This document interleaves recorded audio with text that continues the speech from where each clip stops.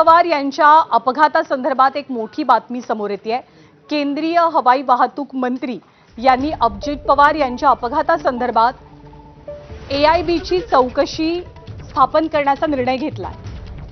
एआयबी ही स्वतंत्र चौकशी संस्था आहे आणि ती केंद्रीय हवाई उड्डाण मंत्रालयाच्या अंतर्गत येत नाही आणि त्या चौकशी यंत्रणेला जगातील कोणत्याही चौकशी यंत्रणेची मदत मागून या अपघाताची चौकशी करता येते, कोणत्याही अपघाताची चौकशी करता येते अशी तरतूद आहे। प्रफुल्ल पटेल केंद्रीय हवाई उड्डाण मंत्री असताना एआयबीची स्थापना झालेली होती आणि आता केंद्रीय उड्डाण मंत्री राममोहन नायडू यांनी अजित पवारांच्या अपघातासंदर्भात एआयबी यांच्यामार्फत चौकशी करण्याचा निर्णय घेतलाय।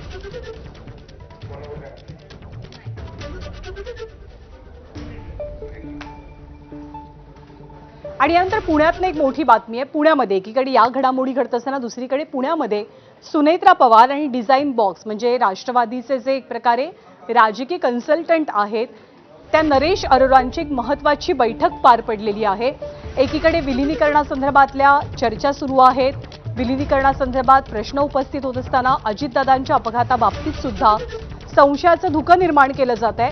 त्याच पार्श्वभूमीवर पुण्यातल्या सर्किट हाऊसमध्ये सुनेत्रा पवार आणि नरेश अरोरा यांची अर्धा तास चर्चा झाल्याची माहिती आहे। पार्थ पवार आणि जय पवार सुद्धा बैठकीला उपस्थित होते आणि नरेश अरोरा यांचा भाऊ सुद्धा या बैठकीत हजर असल्याची माहिती आहे।